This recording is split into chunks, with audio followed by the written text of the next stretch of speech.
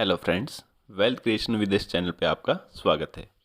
आज हम राज रतन global wire limited के बारे में बात करेंगे। उनके जो मार्च क्वार्टर के रिजल्ट आए हैं ज़्यादा अच्छे नहीं रहे हैं। अभी हम देखेंगे कि राजरतन ग्लोबल वायर स्टॉक में हमारी क्या स्ट्रेटजी रहनी चाहिए और इसके फ्यूचर प्रोस्पेक्ट्स कैसे हैं। तो सबसे पहले हम राजरतन का एक स्नोफ्लैक एनालिसिस देख लेते हैं, जहाँ की हम देखते हैं कि फ्यूचर प्रोस्पेक्ट्स काफ़ी अच्छे कंपनी दिखा रही है। डिविडेंड ठीक ठाक कंपनी देती है। हेल्थ काफ़ी अच्छी दिखाई दे रही है हमें स्नोफ्लैक एनालिसिस में, और पास्ट परफॉर्मेंस भी अच्छी रही है। बट यहाँ जब वैल्यूएशन की बात आती है तो हमें स्टॉक का वैल्यूएशन थोड़ा हाई दिखता है, तो इसको भी हम आगे डिटेल में डिस्कस करेंगे। तो जो लास्ट ट्रेडिंग डे था उसमें हम देखते हैं कि जैसे रिजल्ट आया तो एकदम से काफ़ी हमें बड़ी गिरावट देखने को मिली है। उसके बाद से थोड़ा सा बाउंस बैक होते हुए दिख रहा है। तो इसका क्या रीज़न है, इस चीज़ को हम डिटेल में डिस्कस करेंगे। अब मैक्सिमम का ग्राफ देखते हैं तो 22 के बाद काफ़ी अच्छी रिटर्न दी है। लगभग 2200% की रिटर्न है, वो भी तब जब share price all time high से लगभग 40% डाउन है। मार्केट कैप लगभग 4200 करोड़ के आसपास है, प्राइस 830 रुपये के आसपास है, और जो ऑल टाइम हाई बनाया है वो 1410 रुपये है। स्टॉक की पीई 42 है, बुक वैल्यू 86 है। डिविडेंड भी 0.2% का डिविडेंड दे रहा है। स्टॉक की आरओसी और आरओई की बात करें, अच्छी दिखाई दे रही है, 20% से अबोव है। पैग रेशियो 94 का है।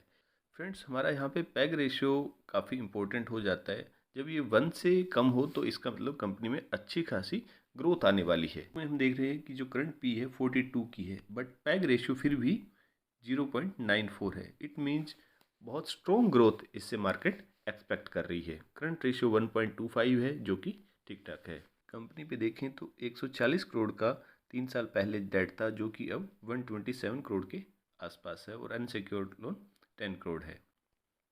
तो डेट का जो हमें दिखाई दे रहा है वो डेट काफ़ी ज़्यादा है। जो कंपनी का साइज है उस हिसाब से देखें तो इस वजह से कंपनी काफ़ी रिस्की कंपनी हो जाती है। और स्टॉक की पी की बात करें तो 3 ईयर्स की पी है 15 और 7 ईयर की है 13.3।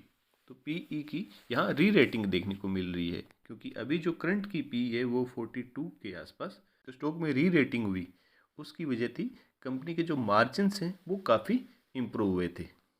कंपनी का जो मार्च 23 का क्वार्टर है उसमें सेल्स हमें इंक्रीज देखने को मिल रही है, जो सिक्वेंशियल क्वार्टर है दिसंबर 22 का, जहां हमें सिक्वेंशियल क्वार्टर में जो ग्रोथ देखने को मिल रही है कंपनी की सेल्स में, वहीं जो year on year sales growth है वहां हमें 11% की गिरावट देखने को मिली है। इसकी वजह उसका भी हम डिटेल में डिस्कशन करेंगे, वजह से हमें सेल्स में गिरावट देखने को मिली है।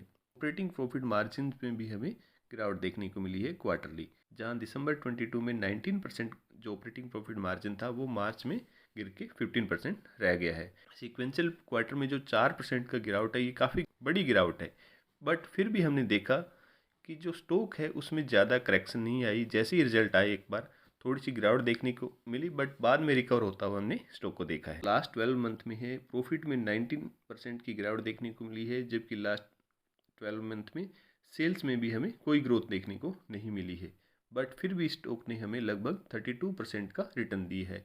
तो इसकी वजह यह है कि अभी जो मार्केट है इससे फ्यूचर में अच्छा ग्रोथ एक्सपेक्ट कर रही है। एक नज़र हम शेयर होल्डिंग पैटर्न्स पे डालें तो जून के बाद प्रमोटर ने बाइंग की है। प्रमोटर अपनी कंपनी के शेयर सेल करने के बहुत से रीजन हो सकते हैं, बट जब प्रमोटर बाई कर रहा है तो ये हमें एक कॉन्फिडेंस देता है स्टॉक में। एफआईआईज ने भी हमें देखे तो लगभग स्टॉक इंक्रीज करते हुए दिखाई दिए। डीआईज ने हल्का सा सेल किया है।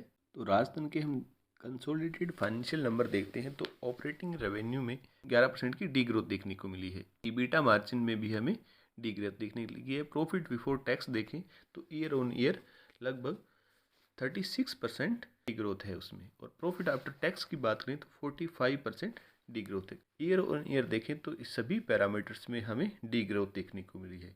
तो इसका क्या रीज़न हो सकता है, तो इसका कंपनी ने एक्सप्लेन भी किया है, तो हम वो चीज़ देख लेते हैं। कंपनी के जो मार्च 23 के नंबर्स काफ़ी बिलो एवरेज रहे हैं, उसकी रीज़न कंपनी ने बताया है कि जो थाईलैंड में वो डिमांड काफ़ी लो है, क्योंकि यूएसए में और यूरोप की टायर इंडस्ट्री में हमें स्लो डाउन आता हुआ दिख रहा है।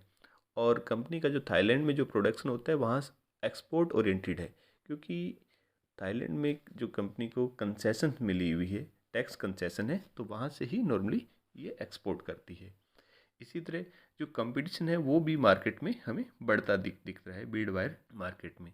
कंपनी की स्ट्रेटजी अभी क्या रहने वाली है कि अपने वॉल्यूम को एटलीस्ट मेंटेन करे। कंपनी ने अपने मार्केट शेयर को मेंटेन करने के लिए अपनी स्ट्रेटजी में चेंज किया है और उसने इस पे फोकस किया है कि वो एफिशिएंटली अपनी कैपेसिटी को यूटिलाइज करे, और इसके लिए थोड़ा बहुत हमें मार्जिन्स में भी करेक्शन देखने को मिल सकता है, जो कि हमने मार्च क्वार्टर में देखा भी है। कुछ बिजनेस हाइलाइट्स की बात करें तो कैपेसिटी यूटिलाइजेशन क्वार्टर 4 में इंडिया में था वो 93% था, क्योंकि इंडिया में जो कैपेसिटी है वहाँ से ये एक्सपोर्ट नहीं करती जबकि इंटरनल डिमांड ही पूरा करती है, तो वहाँ हमें कैपेसिटी यूटिलाइजेशन अच्छा दिखने को मिल रहा है। वहीं हमने कैपेसिटी यूटिलाइजेशन जब थाईलैंड में देखते हैं तो वहाँ क्वार्टर 4 का 67% के आसपास रहा, जिसका कि हमने डिस्कस किया था। ये जो यूएस एंड यूरोपियन मार्केट में जो स्लो डाउन है उस वजह से वहाँ कैपेसिटी यूटिलाइजेशन और वहाँ से सेल्स में हमें कम देखने को मिली है। राजस्थान का जो मार्केट शेयर है वो काफ़ी अच्छा है। इंडिया का जो मार्केट शेयर देखें बीड वायर में तो लगभग हमें देखने को मिल रहा है 45% के आसपास मार्केट शेयर है, जबकि यही चीज़ हम थाईलैंड में देखें तो 26% के आसपास इसका मार्केट शेयर है, जहाँ की ये एक्सपोर्ट करती है other parts of the world में। और रेवेन्यू शेयर की बात करें जो फाइनेंशियल ईयर 23 के लिए तो 68% जो रेवेन्यू है वो इंडिया से आया है, 22% थाईलैंड से आया है। हम बात करें इसके कस्टमर्स की जिनके साथ इनकी डीलिंग होती है तो काफ़ी अच्छे रेपुटेड जो क्लाइंट्स हैं राजस्थान के, जैसे अपोलो टायर्स हो गया, बीकेटी टायर हो गया, बालकृष्ण टायर्स हो गया, ब्रिजस्टोन हो गया, सीएट हो गया, जेके टायर हो गया, टीवीएस, एमआरएफ।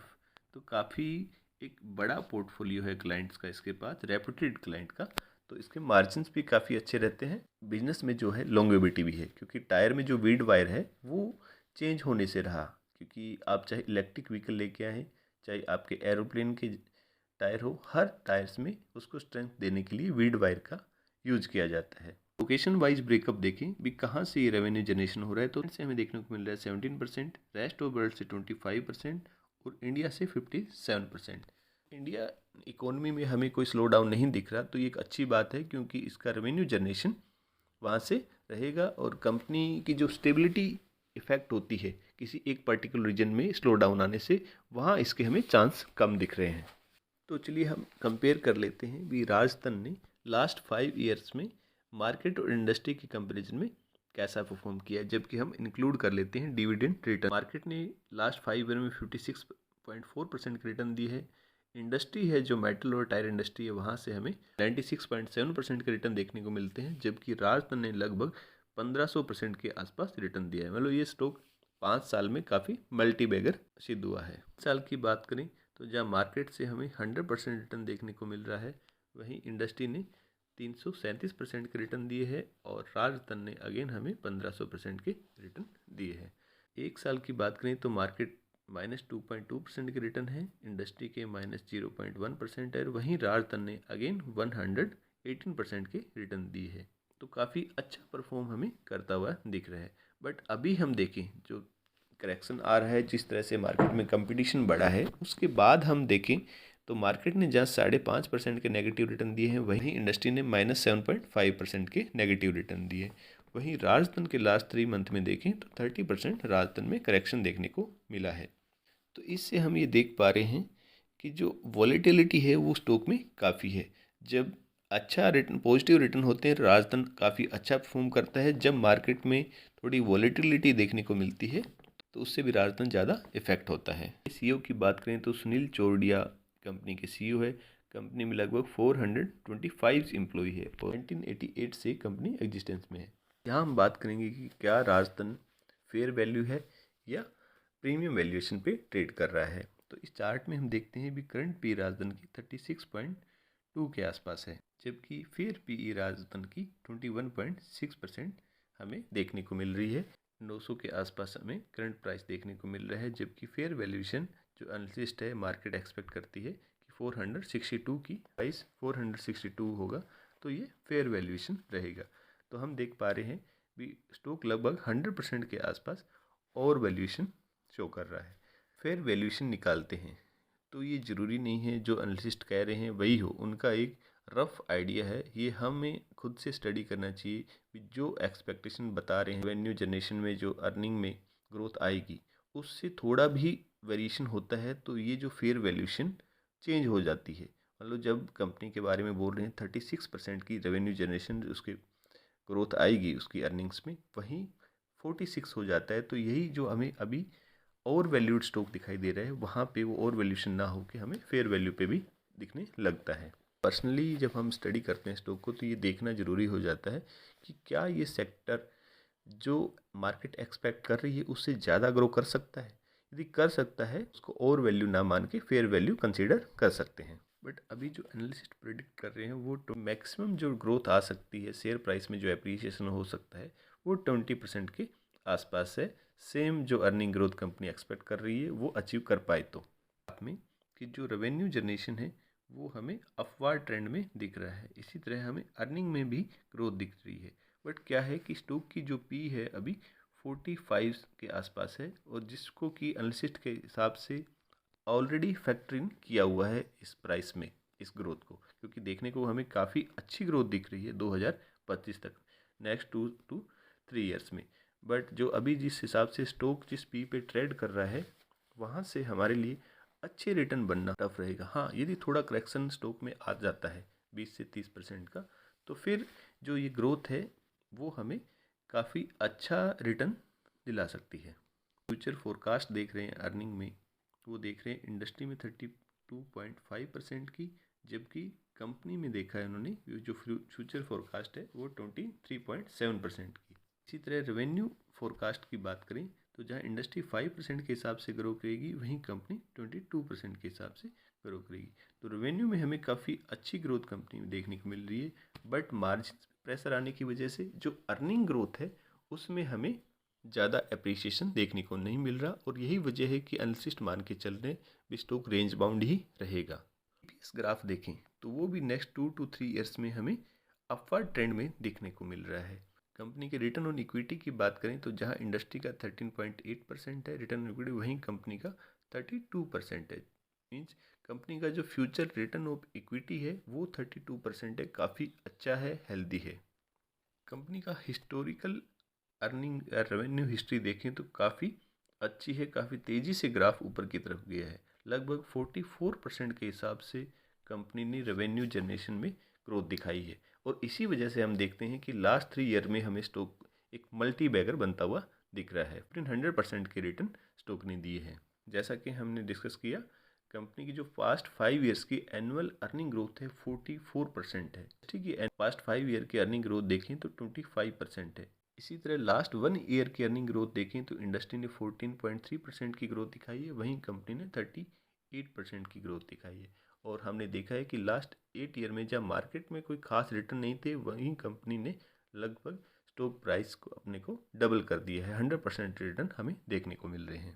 कंपनी के रिटर्न ऑन एसेट की बात करें तो रिटर्न ऑन एसेट भी काफ़ी अच्छा है, 20% से अबो रिटर्न ऑन एसेट देखने को मिल रहा है, जबकि इंडस्ट्री में 8.8%। हमारे लिए डेट टू इक्विटी रेशियो वो बहुत मैटर करता है। 22 के बाद हमें डेट में इंक्रीज देखने को मिला है। डेट टू इक्विटी रेशियो लगभग 81.5% है। काफ़ी स्मॉल कैप कंपनी है और डेट बढ़ता है और मार्जिन में प्रेशर आता है तो स्टॉक ज़्यादा अच्छा परफॉर्म नहीं कर सकता। हमें बढ़ता हुआ दिख रहा है। इक्विटी में ज़रूर हमें ग्रोथ मिलती है, ग्रोथ मिली है, बट साथ के साथ डेट में भी हमें इंक्रीज देखने को मिल रहा है, जिस वजह से थोड़ा स्टॉक रिस्की हो जाता है। देखा कि मार्च 23 के क्वार्टर के रिजल्ट हैं वो ज़्यादा अच्छे नहीं रहे हैं, और अभी कंपनी भी एक्सपेक्ट कर रही है भी कंपटीशन इंटेंसिटी बढ़ेगी और यूएसए एंड यूरोप में स्लो डाउन चल रही है। तो हमें इस केस में क्या करना चाहिए? यदि हम लॉन्ग टर्म इन्वेस्टर हैं तो हमें कोई डरने की जरूरत नहीं है। हम प्रमोटर बाइंग कर रहे हैं। एफआई ने भी मार्च 22 हिस्सेदारी बढ़ाई है।